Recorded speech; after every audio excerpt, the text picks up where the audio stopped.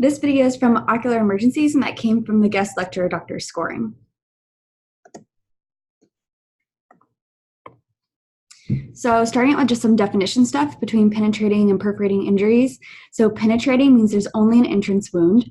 Perforating means there's an entrance and an exit wound. Laceration is a full thickness wound from a sharp object. Rupture is full thickness wound from a blunt object. And lamellar means it's a partial thickness wound. And he specifically hinted at knowing a picture of an eyeball laceration. So this is a picture I found, and you can see the laceration right here. And it's got a sharp edge to it, so it must have been done from a sharp object. As for foreign body, you want to check the anterior chamber. You can get iritis, so that's inflammation of the anterior aspect of the eye, so not just the iris, and then uveitis talks in general about the whole eye. And you can also get a hyphema, which I'll talk about in a couple of slides. And he did mention not to forget to flip the upper lid, because if you see those vertical scratches on the cornea with your fluorescence stain, that's an indication that the foreign object might actually be in the upper lid.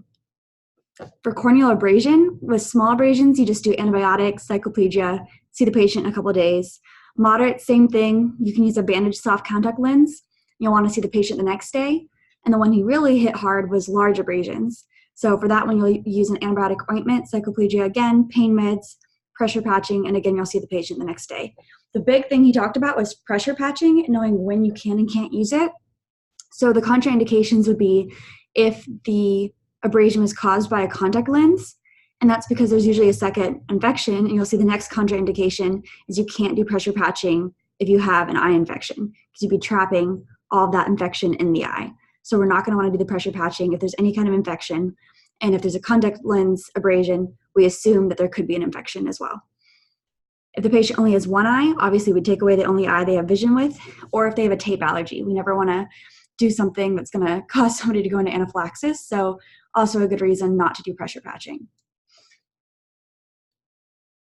For blunt trauma, so these are just a couple of pictures that he showed. So the iridodialysis, the iris torn off the ciliary spur, and on the right, the zonular rupture, and you can see that lens is actually dislocated.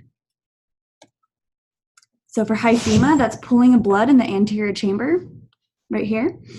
And you would have surgery indicated for this if you had a really high intraocular pressure for an extended period of time, or if you had sickle cell anemia.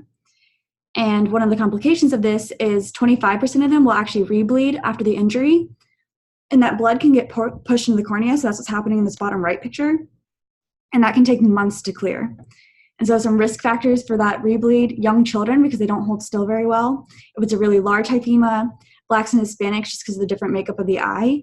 If you're on any kind of blood thinner, or if there's already corneal blood staining. But definitely no big chance of rebleeding in hyphemas with young children. Now, orbital blowout fracture, I pretty much promised to be a question on this. So you can see on this picture on the right, you've actually knocked out the orbital floor, and the eye contents are now moving down into the face.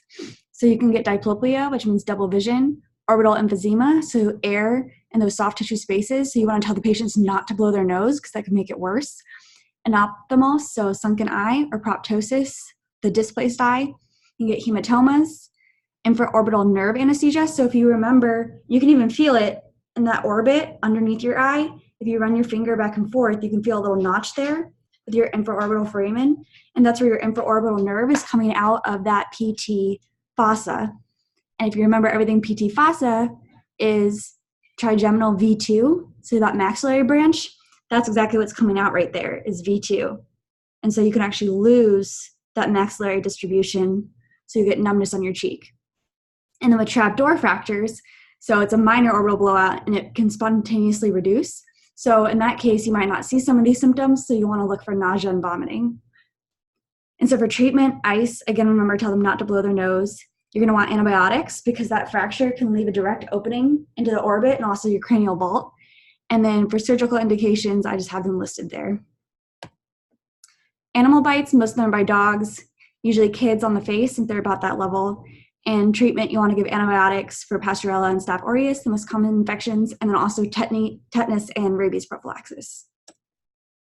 Now, chemical burn, basic is worse than acidic. And remember from the lecture we gave a couple videos ago, this is the only time you do not have to first check visual acuity, because in this In this case, time is the essence, so we're not going to take time to do that. We just want to irrigate it as fast as we physically can. So you'll want to do that irrigation for 15 minutes. First choice would be lactated ringer solution. You can also do sterile saline, tap water, or milk. And then the ER, they might use something called a Morgan's lens for this irrigation. And then after doing it for about 10 minutes, you're going to want to check that pH, and you're going to keep this irrigation going until you get a neutral pH, so 7 to 7.4. And then you're going to want to refer to ophthalmology for 24-hour treatment.